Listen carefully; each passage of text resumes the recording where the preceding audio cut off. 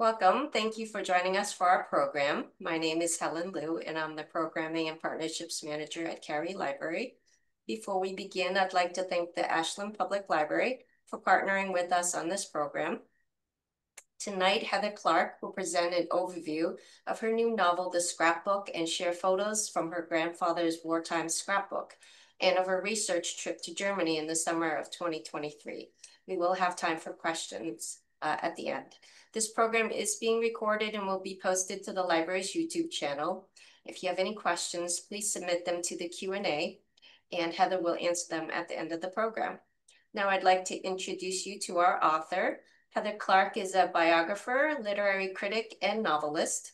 Her recent awards include a Guggenheim Fellowship, the Truman Capote Award for Literary Criticism, the Slightly Fox Best First Biography Prize, a National Endowment for the Humanities Public Scholars Fellowship, a New York Public Library Cullman Center Fellowship, and a Leon Levy Center for Biography Fellowship. She is the author of 5 books, including Red Comet, The Short Life and Blazing Art of Sylvia Plath, which was a finalist for the Pulitzer Prize, the National Book Critics Circle Award, and the LA Times Book Prize in Biography, and was one of the New York Times 10 Best Books of 2021.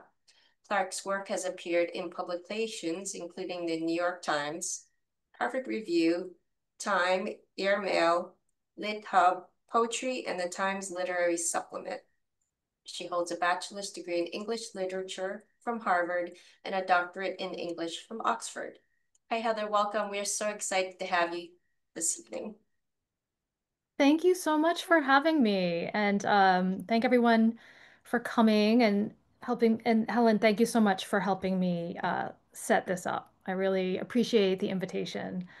Um, so I'm going to talk a little bit about the book and kind of give you a plot summary and how it came to be and some of the inspiration from my family history. And then I will read from the book, and then I'll do a little slideshow with some of the photos that I took in Germany during the summer of 2023 when I went over there to research the scrapbook. So most people know me, if they know me at all, as a writer. They know me as the writer of Red Comet, which is this biography of Sylvia Plath that took me 10 years to write. So people often wonder about this transition from nonfiction to fiction. And and it is an interesting transition. It's not something that too many nonfiction writers do. I think it's more the other way, that more fiction writers write nonfiction. Maybe I'm wrong about that. But so I guess I wanted to start off by talking a little bit about that transition and how it came to be. I spent, as I say, I spent 10 years writing this, and I think after I finished Red Comet, I was really exhausted by footnotes and the scholarly labor that goes into writing a an 1,100-page biography and all the archival research and that sort of thing. And I'll talk later about why I turned to the subject of the scrapbook. But I think that when you're writing fiction or nonfiction, I mean, the challenge is similar. You're trying to channel another person, and you're trying to create a sense of intimacy and immediacy with the reader. So from where I'm standing, it doesn't much matter whether that person is Sylvia Plath or a fictional character. You know, it's sort of my responsibility as a writer to try to make this person come alive on the page and to make the reader care, right, about this person and the person's story. So I sort of approached the fiction from that angle, that it actually wasn't so different from what I'm trying to do as a nonfiction writer. And and I also drew a lot. I drew on my research skills, obviously. I had to do a lot of research about World War II for the scrapbook and post-war Germany. And I was surprised to find how easily those skills transferred from nonfiction to historical fiction.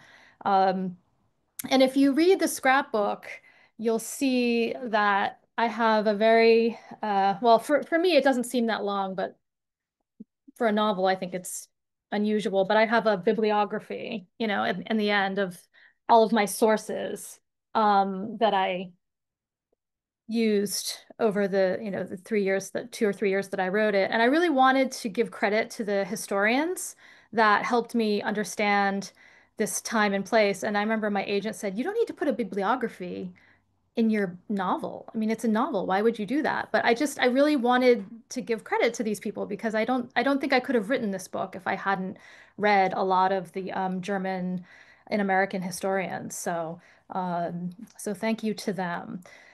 Um, so the scrapbook is it's about World War II, but it is not a typical World War II novel. I'll just show you the cover. Um,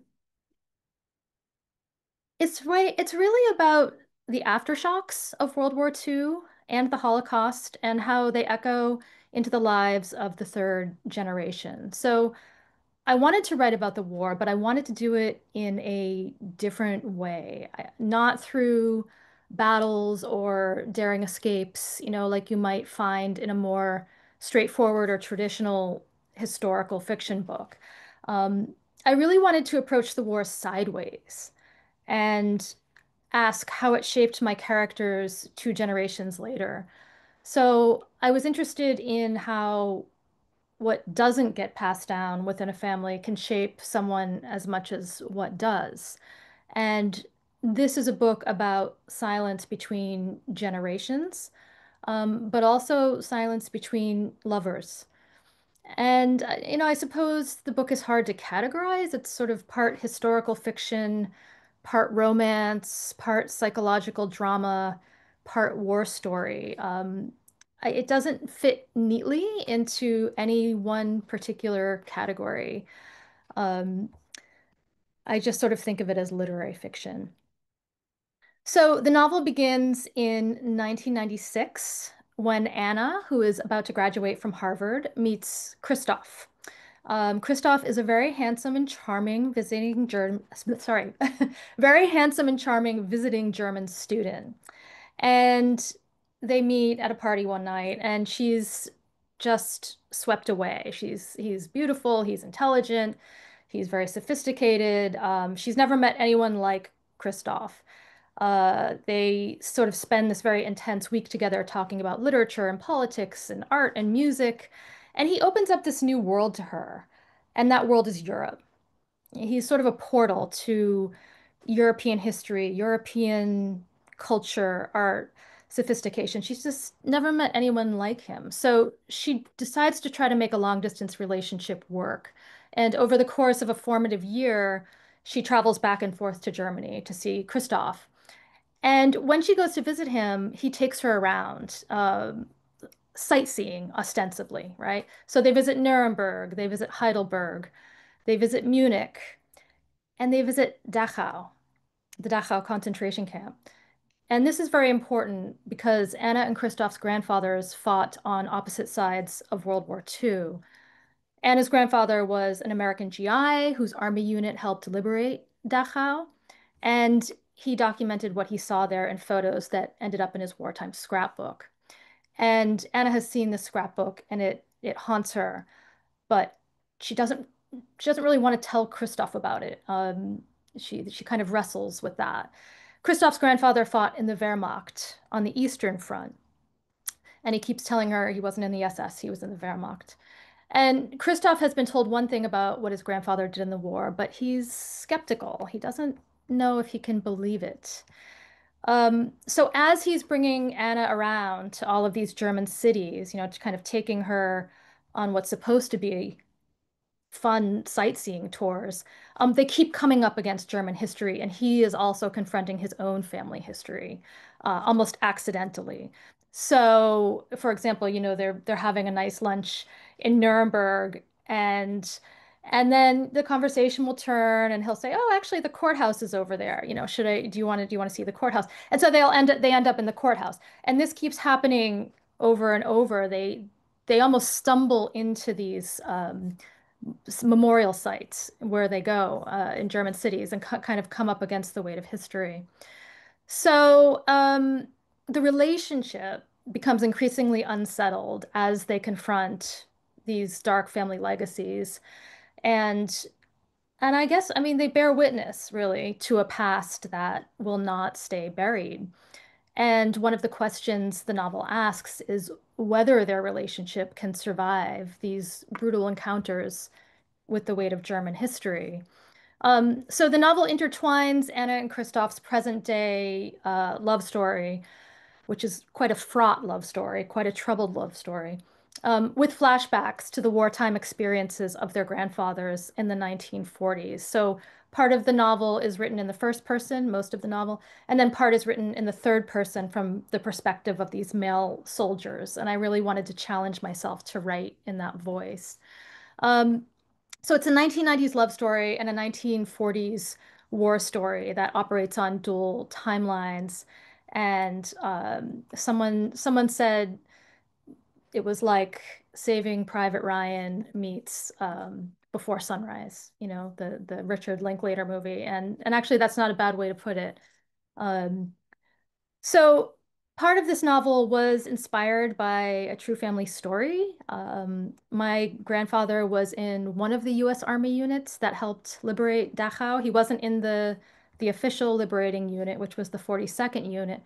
Sorry, the 42nd division. He was in the 86th, the Black Hawk division, and he was there. We're trying to figure it out. Either that day, April 29th, or the 30th. It was a bit chaotic around the end of the war, but they were there, and he had a camera, which was unusual because most GIs did not have cameras at that time. And he took photographs of what he witnessed at the camp at Liberation. And as you can imagine, these photos were horrific. Um, they ended up in his wartime scrapbook. I first saw the scrapbook in 2015 after my grandfather's funeral. And at the time, I was writing Red Comet, so I was deep in this other book. And I had, heard about the scrapbook. It wasn't a secret, but I'd never seen it. And, I knew he'd been at Dachau, but he never really talked about it except for he gave a good interview to my aunt about what he went through in Germany, but he never really talked about it, as I think most men did not. They did not want to talk about what they had seen in Germany and the Pacific after the war. So I think that was quite typical. And I respected that. So I was really curious, but I never brought it up with him, which of course now I regret. But as I say, I was writing a different book. And when I finished Red Comet, I decided that I would try to go back to the scrapbook and try to write about it somehow. I just couldn't stop thinking about it and the history and what this meant for my own grandfather. And um, I decided that I would try to approach this subject through a novel because I didn't feel I had the right background to write nonfiction about it, history. I'm not a World War II historian by any stretch of the imagination. And I'm a literary scholar and have been an English professor, and I taught many, many classes on poetry and war over the years. So I was very interested in these questions of, how do we write about war? I love the poetry of Wilfred Owen and Siegfried Sassoon, the World War I poets. I wrote my PhD dissertation on Northern Irish poetry, Seamus Heaney, Michael Longley, Derek Mahon, and the relationship between poetry and politics during the Northern Ireland Troubles, the Civil War there. So I've always been very interested in this relationship between ethics and aesthetics. Um, and and I thought that I could explore some of the big moral and philosophical themes about silence and shame and complicity, that I wanted to address. I thought maybe I could explore those themes in a novel better than nonfiction. And I had written a lot of fiction in my 20s before I got sidetracked in academia. Um, so this wasn't sort of a new thing for me. I had written quite a bit of fiction in my younger years. So, and then, the scrapbook itself, this object, it became a metaphor in a sense for me, for our fragmented inheritances and for memory and history itself, right? So what gets preserved and what gets forgotten. Our memories are like scrapbooks. What gets left in, what gets left out. Scrapbooks are so fragmented, and you just get a very small part of the story. Um, I knew that I had the research skills to go to military archives and spend a year doing a deep dive into those records and figuring out exactly, where my grandfather was every single hour he was in the army. I knew that I could do that. But I didn't want to do it. I wanted to make things up. I really wanted to have the freedom to make things up. So although this is very much inspired by my grandfather's real scrapbook, the character of Jack O'Brien is fictionalized, and um, and that was liberating for me and Anna and Christoph as well to just part of the novel is there's an autobiographical scaffolding, but there was a real freedom to just spin fictions on top of that foundation. So, especially after writing a book where every single sentence has to be true, Red Comet, every single sentence has to be fact checked. There are about 300 pages of footnotes in Red Comet. So the style, the fictional aspect of it was freeing in a sense. Obviously, the subject matter was it could be very dark at times, and that was hard to write about, and that took a toll. Um, but I I wanted to write about how the moral and emotional aftershocks of the Holocaust continue to reverberate even in the lives of those who were not directly affected by it. I mean, Anna and Christoph are not Jewish. Um, and yet and yet the poison of Dachau kind of, it affects everything. And the novel is partly about witnessing history truthfully when it might be easier to look away. And, you know, are Anna and Christoph going to look, or are they going to look away? Are they going to enjoy their Weissbier in the sunny square in Nuremberg, or are they going to go into the courthouse and see what happened in 1946, right? So that's one of the tensions of the novel. And how do we bear that weight? So that is a kind of that's sort of an introductory spiel. I'm going to read from the novel now. This is an excerpt that's a little bit longer than when I normally read, but we have a bit of time. So it's about 4 pages. I think it's about 7 minutes long, but it gives you a good sense of, yeah, some of these moral and philosophical themes I've been talking about that animate Anna and Christoph's conversations. So in this scene, they are in Nuremberg, um, and they are having lunch and kind of sitting there in a square drinking Weiss beer. And so I'll just jump in. And Christoph is the first person speaking. And remember, Christoph is German, and his grandfather fought in the Wehrmacht on the Eastern Front in Belarus in the 1940s. And he's been told that his grandfather joined the resistance, but he's skeptical. So part of the question in the novel is, what did his grandfather really do in the war? You know, Christoph said, we learn about the Holocaust from the time we're young. We have a word for it, this focus on our past. Vergangenheitsbewältigung. Say that again. Vergangenheitsbewältigung. I'd never heard a word so long or strange, and I was unsettled by the way it flew out of Christoph's mouth. That's good, I said, that you learn about it in school. Of course, he said, but this will sound. Please don't misunderstand me, but when something is all around you, it loses its force. It doesn't surprise. Ugh, it doesn't startle you. It doesn't startle you anymore. So remembering becomes a way of forgetting, I said. No, he said, that's not what I mean. Just that when someone has done all the work for you, it frees you of responsibility to remember. Christoph was quiet for a moment. This is hard for me to explain, he said. You're saying, I said, that if a historical event is remembered by the nation, then that absolves the individual from remembering?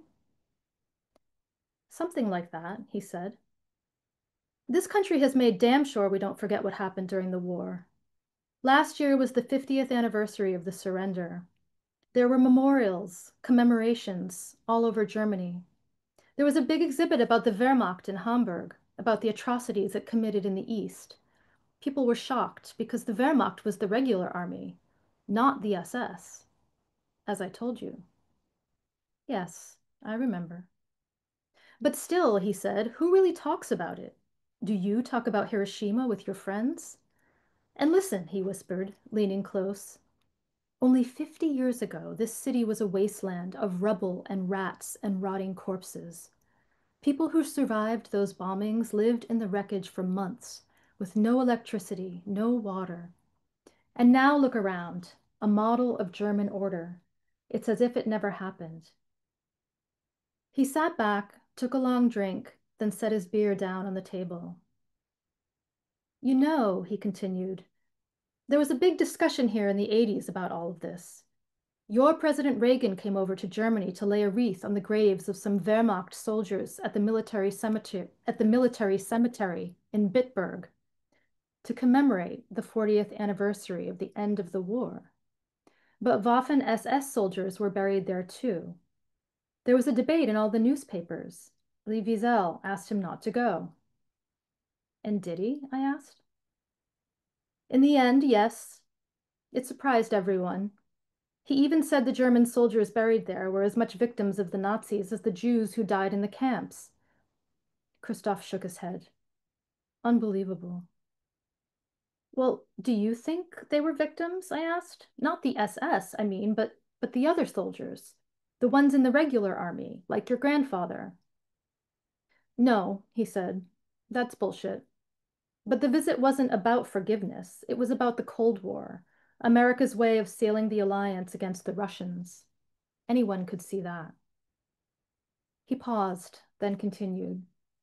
If I am honest, he said, I will say that even I am tired of the debate, the question, can we never look beyond the Third Reich? Can we remember nothing that came before or after?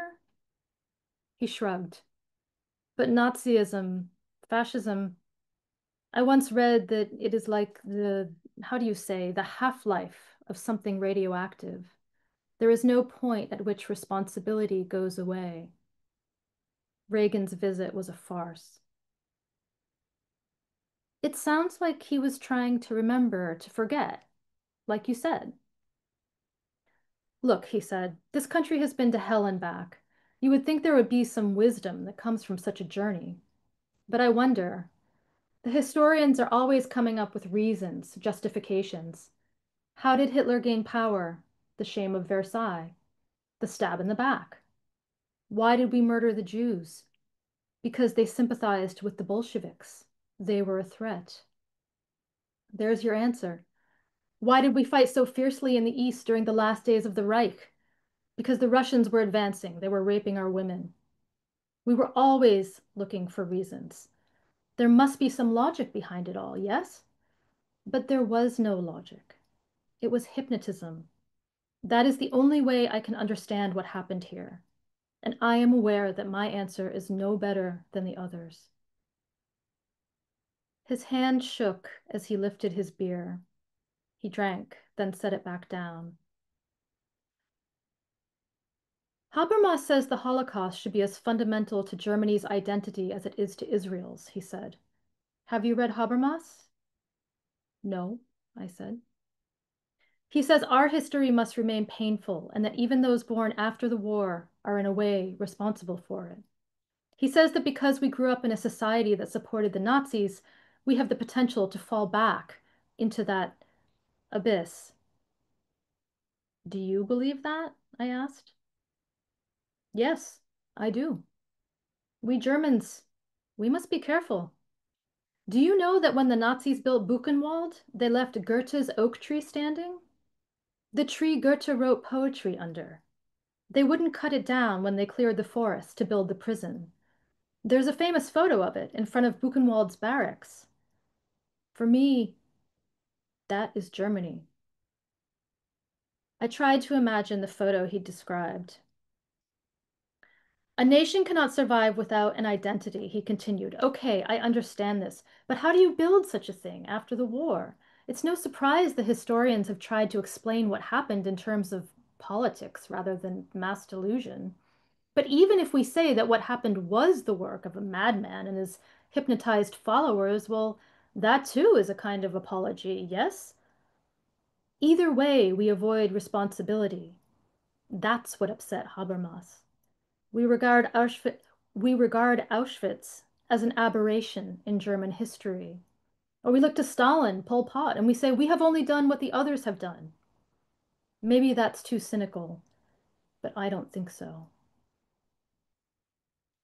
Christoph was quiet for a moment. I never talk like this with anyone, he said, except you. We talked like this in Cambridge, I said. We did. I'll always listen, I said. He reached across the table and took my hand. How did we end up here? He said. My grandfather. Ah, yes, and mine. Isn't it strange to think about them? Yes, he said, and let's not talk about it. He let go of my hand and rubbed his face as if he were very tired. Then he looked up at me and smiled. Do you like your bratwurst? He said. Yes, very much. Good. And the beer? It's excellent. We ate quietly as I thought about the things he had said, this strategy of remembering to forget. If the prosperity that surrounded me in this sunny Nuremberg square was the result of looking forward, why would anyone ever look back? What would compel a nation to resurrect memories of defeat and moral degradation, when by burying those memories, by letting them rest quietly with the dead, that nation could, like Bruegel's ship, sail calmly on? The force of such questions bore down upon me like a heavy gust of wind that swept the lighter debris from my mind. But, as luck would have it, the one thing that could resist that force happened to be sitting across from me, smiling, leaning back in his chair, as if to say, the war? So that gives you a sense of some of the conversations that Anna and Christoph have in the book, and she's really learning from him. Um, he's kind of tortured by German history and this shadow of what his grandfather did or didn't do in the war, and she's kind of absorbing all of it. And I think it's clear, it becomes kind of clear that he's sort of damaged, in some way by this history. And what is the cost to her? Is she going to absorb some of his damage? Um, and how will this all end? So let me show you some photos. There we go. So I went to Germany in 2023 to research um, this novel, and I tried to go back to the places where my own grandfather had been. And as I say, the character in the scrapbook is completely different character because I didn't really know that much about my grandfather's war. And so that again gave me a lot of liberty to make things up. And I read a lot of soldier memoirs from the 86th Division. So that all kind of informed the novel. So this is the real scrapbook. Let me, yeah. This is the real scrapbook, my grandfather's scrapbook, um, which we are donating to the Holocaust Museum, the U.S. Holocaust Museum. That is in process. This is a map. It shows my grandfather's unit, the 86th Division, um, started off in France, and as you can see, went to Germany around Cologne. They helped take the Rhine. Then they went down to Munich, and they were right through. You can see, I don't know if you can see on the map, but there's Dachau. And then they went to Berchtesgaden in Austria at the end of the war. So part of the scrapbook is set in Berchtesgaden, and I'll talk more about that in a minute. And I really loved this map, and I asked my editor if we could include it in the scrapbook. So it's in the front of the American edition, but not the British edition. They said Europeans don't need a map of Germany. We all know what Germany looks like. So they didn't want to put the map in. Um, so this is one of the photos from my grandfather's scrapbook. This is the uh, the the gate to Dachau. This is, you've probably seen photos like this elsewhere. Um, and and as I say, we don't know exactly what day they were there. The Holocaust Museum says probably April 29th or April 30th. Could be a couple days after that. Um, this is another photo from my grandfather's scrapbook, bombed out Munich in late April. No, actually, that would be early May 1945. So this is kind of the center of Munich. And this is just when I was in Munich, I went to one of the main museums and saw this photo, and I kept imagining like my own grandfather sort of whenever I'd see photos like this, and and it was sort of a strange experience. I'd think, is he in that photo? Uh, the history felt very real and raw to me.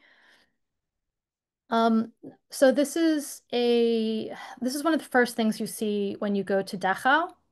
When you walk in, there is a floor to ceiling map of the concentration camp network in Germany. And I remember being floored by this map. I couldn't believe it. I had no idea how many concentration camps there were. I had only I'd only really known about, the ones most of us learn about, right? Like Auschwitz and Dachau and Bergen-Belsen and Buchenwald and Flossenburg, and yet, as you can see, there were satellite camps everywhere. Um, so I felt when I walked into the museum at Dachau that this was a very informative thing to encounter. The first thing you see, and it gives you a sense of the scale of it, and how organized it was. And then, so this map, this is actually from the Holocaust Museum in Washington, D.C. This is the same map, really, but it was made by the Nazis, and the the date is, yeah, 1945. So um, you can see here it looks even more extensive. The record of the prisons and the death camps and the concentration camps and the satellite camps. So again, this was something new to me, and I'm somebody who I thought I knew this history fairly well, but I did not realize the extent of the satellite camp network. So that was horrific. Um, this is just on the wall in the U.S. Holocaust Museum when you go in. So my grandfather's unit is right there, the Black Hawks, the 86th Division. So that was very moving for me to see there. This is the tunnel going into the mountain where you can take an elevator up to the Eagle's Nest, which was Hitler's one of Hitler's houses in the town of Berchtesgaden, which is in the Alps, in at the sort of southern tip of Bavaria, near the Austrian border. And my grandfather was there and talked about how they arrived very quickly after Nazis had fled, and he said you could still smell perfume in the air. And this is an interview that my aunt did with him, and I thought I that detail was just so visceral to me. So that is something true that ended up in the book. This idea of smelling perfume that they had just left. Um, if you go to the Eagle's Nest today, it's very strange to me. It's now a restaurant. So, this was Hitler's house. This was apparently he didn't go here that often. It was built for his 50th birthday. But he did entertain here, entertain the top brass. And but it's strange being there and having a beer or a glass of wine. It's in a beautiful spot, obviously. Um, this is the inside. This is the restaurant in the winter. But this was the great room where all the Nazis would assemble, the top brass. Um, and most people in the summer eat outside. So it was strange to me, going to this site that had carried such historical weight and to find that it had been turned into a restaurant. And there are placards and sort of small signs if you go into some of the rooms saying like Eva Braun held court in this room and but mostly, it's a restaurant. And I think and part of the question I wanted to ask in the scrapbook is what do you do with these old Nazi spaces, right? I mean, Germany is full of them. Do you turn every single place into a museum? And so that's something that Anna and Christoph talk about. And Anna's a bit naive. I think she comes to this whole question of memory and history and remembrance from a very American perspective. And is kind of like, oh, I can't believe, you turn this into a restaurant. And there's a scene where the two of them are in Heidelberg and Christoph takes her, they have a picnic and he takes her to this amphitheater. And she sort of look, they're drinking wine and eating some sandwiches and having this romantic afternoon. And she looks around and she says, "What is this place?" And Christoph says, "Oh, it's an old Nazi amphitheater." And it's still there if you go to Heidelberg today, and it's become a kind of park. But Goebbels used to appear on the stage there regularly, and Anna's kind of horrified by this. She's like, I can't believe this was a Nazi amphitheater, and now people come here to picnic. And Christoph says to her, "Well, what are we supposed to do, right? We can't turn every place into a museum. We've taken it back. We've reclaimed it." And it's kind of like, our way of reclaiming. So I felt that way when I was at Berchtesgaden at this restaurant at the Eagle's Nest. And kind of I did have this a very American sense of like, I don't like this, this is weird. But I also am aware that, yeah, it's not an easy question, right? What you do with the history. And I think in general, like Germany has been fairly meticulous um, about this history, especially since the late 90s, and reckoning with it in a way that a lot of other countries haven't.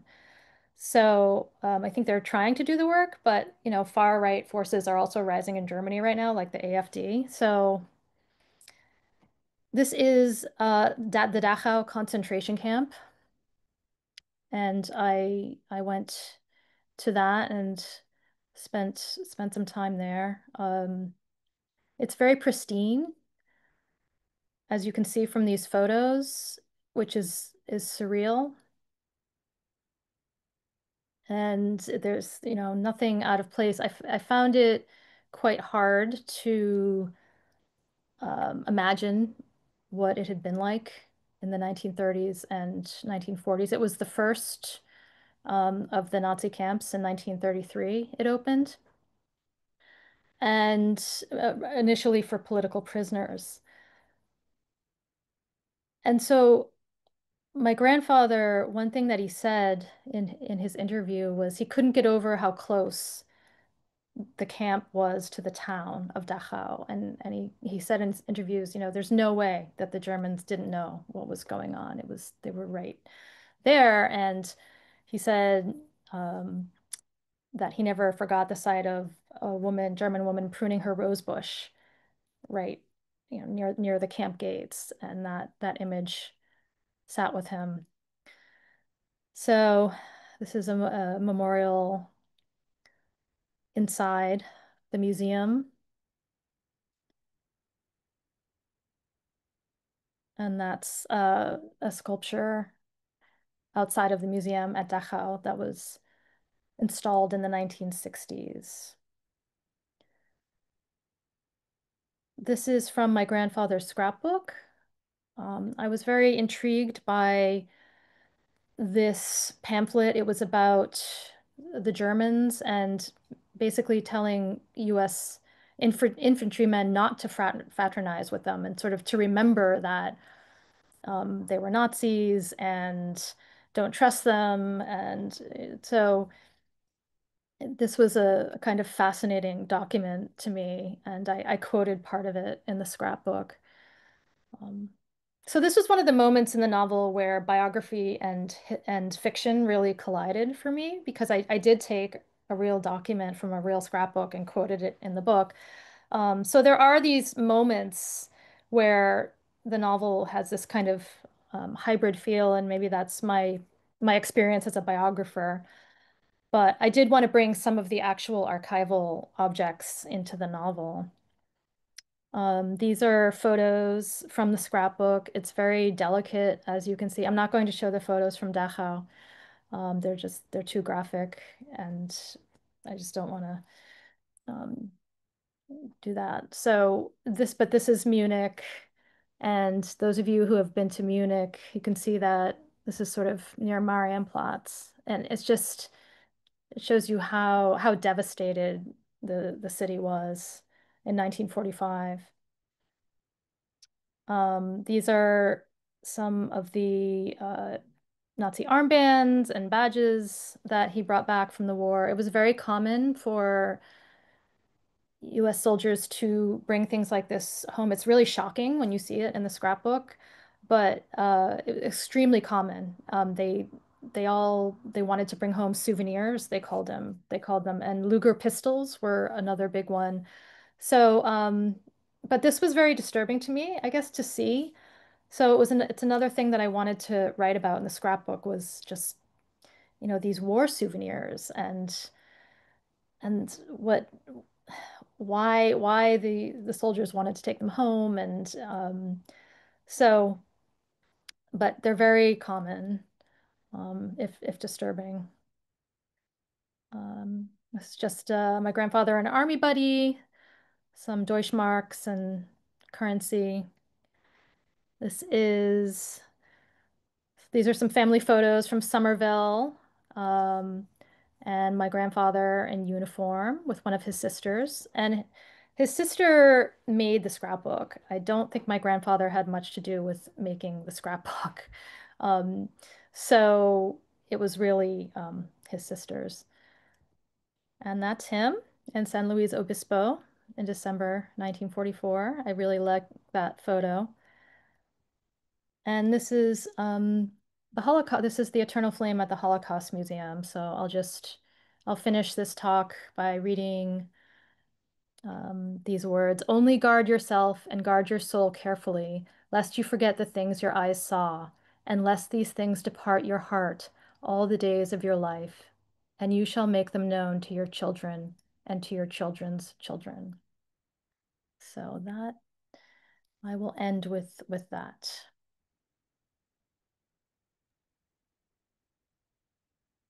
Thank you, Heather, for the summary of your book, sharing your photos and the images from your grandfather's scrapbook. If anyone has any questions for Heather, please enter them into the Q&A. We do have some questions right now while we're waiting.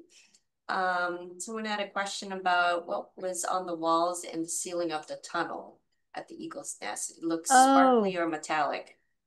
yeah, you know what? It's sort of it's water. It's very damp in there. You know, it's like you're going into a cave. So that glistening surface is yeah, kind of water vapor. And it's just very creepy. You go down this long tunnel and then you get into an elevator that looks like it was designed by a submarine company, but it's this Art Deco elevator that looks like it belongs at the Ritz-Carlton. And it's the same one, you know, from the war, and it still works and it shoots you up to the Eagle's Nest in 1 minute. And you get out and you have this view of the Alps, but there's Hitler's house. So it's just a very strange and surreal experience going to some of these places. Yeah, I can imagine. We do have a comment. Thank you, Ms. Clark, for taking on such a hard subject and creating a story for so many to follow. Truly looking forward to reading your work. Scrapbooks, photo books, and genealogy are dear to me. Glad to take part in this webinar. Thank you. Yeah, thank you for commenting and I think scrapbooks are they're such a wealth of information and so many of us have them, right, in our families and attics and I as a biographer look at so many scrapbooks when I write about my subjects. I'm working on two biographies right now. One is a biography of Anne Sexton. And scrapbooks are gold to me as a biographer. They're my favorite thing to look at because they just give you such a sense of who this person was, what was important to them, what did they curate, what did they want to preserve, right? It's a different kind of thing. And I usually am able to have this very professional or scholarly distance from the scrapbooks that I see in archives. But with my grandfather's scrapbook, I did not have that at all. It was like I didn't have that distance. So it was just a harder thing to write about. And just to see what he saw, you know. Um, I think, and this was like he had a minuscule exposure, right, to the Holocaust, and yet to be a 20-year-old soldier and walk into Dachau, he said that they had no idea what they were walking into. They did not know. Nobody told them. He said that they thought maybe it was a POW camp. What is this place? There's a really good episode in Band of Brothers where they walk into a concentration camp for the first time and they don't understand what it is. And I felt like that. I watched that episode and I thought this is what it must have been like for him. But to see the worst things that human beings had ever done to each other, what is the cost of that? Just seeing that, even for a day, or two. And I think a lot of these soldiers, they came home from the war, they weren't encouraged to process what they'd seen, for lack of a better word. They weren't going to therapy. It was a different time, right? And I think it was just, um, yeah, I have a lot of compassion for what these soldiers went through, even when they came home and dealing with a lot of these traumatic memories. Yeah, and speaking about your grandfather, let's go back to your book for a second. In the chapters where we meet your grandfather, Jack O'Brien, and Christoph's grandfather, you depict the reality of war from both perspectives. What was it like for you to imagine their stories at that moment in time? So I I did a lot of research for those three chapters. Um, yeah, three chapters set in the 1940s. And it was such a big challenge for me. I really wanted to get it right. Um, so I'll just show you very quickly, like this is my study, right?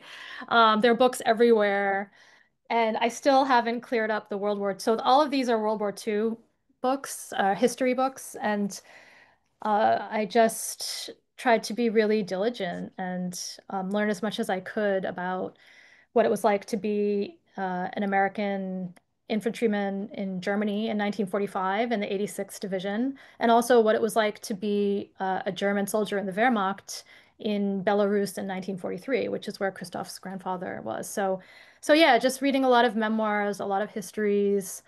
My poor husband, he just like all I did was watch World War II movies for 2 years, and he's sort of put a moratorium on that now. I can't do that anymore. It's so I became a little obsessed, I will admit, but I just wanted to get it right, and especially with Christoph's grandfather, because um, as you'll see, I won't give you any spoilers, but you find out what he did in the war, what he really did in the war. And so I felt that was a very big responsibility as a writer to get that right. So it's just a lot of research and a lot of editing and drafts and trying to bring as much sensitivity as I could and to these, to these really horrific scenes and chapters. And your grandfather took photos, and that's why there's a scrapbook. So in the book, Anna's disturbed by the photos that her grandfather takes at Dachau, and she herself takes photos during her visits. Why is photography important to your story? Yeah, it's a good question. So I was, I think I was disturbed at first by the photos because I didn't know how to understand them. I didn't know how to put them in a context. I didn't know why he'd taken them and what, the ethics of that decision, what ethics went into that. And and so, but the more I learned about the story, um, the sort of better I felt about it. So he took them because he was horrified by what he saw. Um, and so what I've heard from members of my family is that he developed the photos in the town of Dachau, or either in the town or right, nearby, and that the German shopkeeper just gave him the photos back like this was nothing, right? Like these were family snapshots, and that was obviously incredibly disturbing to him. He thought he was exposing something, and nobody seemed to care. And then he sent the photos home and kind of try to get the word out about what was happening. So to me, the photos they're documentary evidence of war crimes, and that's how I look at them. If I do look at them, I'm very thankful to him that he took them because those were not easy photographs to take. And it makes me enormously pleased that they are going to the Holocaust Museum and that his original intent, right, was to kind of, when he sent them back to Somerville, it was like, this is happening. This is really happening. And look at these photos and tell people this is happening. And now his photos will be sort of publicly available on the U.S. Holocaust um, catalog, and they'll digitize them eventually. I mean, there's a backlog, but they will be digitized, and anybody can call them up. So I feel like it's what he wanted originally, was these photos to be publicly available, and they will be. Um, so if this novel does nothing else, it gets the photos to the Holocaust Museum. So so yeah, but Anna and Christoph, they talk about that, and they talk about, why part of Anna's issue is like, why did he take the photos? And she kind of comes to terms with it at some point during the novel. But there are a lot of weighty questions in this book. I tried not to shy away from them because I just, if you're going to write a book about the Holocaust, the stakes are really high, and you better not sentimentalize it, and you better not bring any kind of sense of melodrama or, I mean, it's for me it's I just felt, yeah, very high stakes. So I tried to approach it with the utmost seriousness and sense of respect, but also this question of how did this happen in the most quote unquote cultured, the most quote unquote civilized nation in Europe, the nation with the most impressive artistic heritage, the composers, the poets, and that's, Christoph at one point, that's why he talks about Goethe's oak tree at Buchenwald, right? The Germans didn't want to cut down that oak tree that Goethe had composed poetry under when they built the concentration camp. And that story to me encapsulated this paradox of the worst barbarism, right? And this glorious artistic heritage. How did this exist in one place, and how did this happen in Germany? So they talk, a lot of their conversations are about that and the role of Thank art. And like Adorno, Theodore Adorno's famous quote, "No poetry after Auschwitz." So that was something he said. Um, and that, that's another thing as a scholar, I think about a lot. How do we write about atrocity without sentimentalizing it, without treating it melodramatically? So that kind of debate is in the novel as well. you. I do want to get to some of the questions in the Q&A. Heather, would you like to kind of just go through and see which questions we can answer in the time that we have? Can Sure. take like 5 minutes.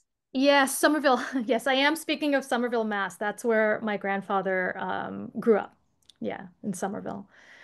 Um, when did German citizens learn about what Hitler did? Good question.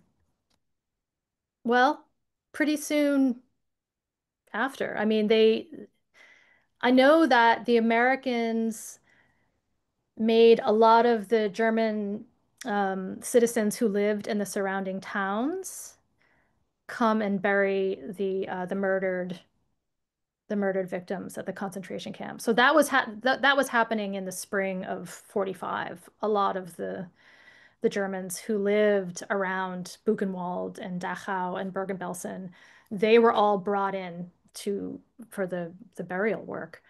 Um, and on a larger scale, well, I think, yeah, spring of 1945,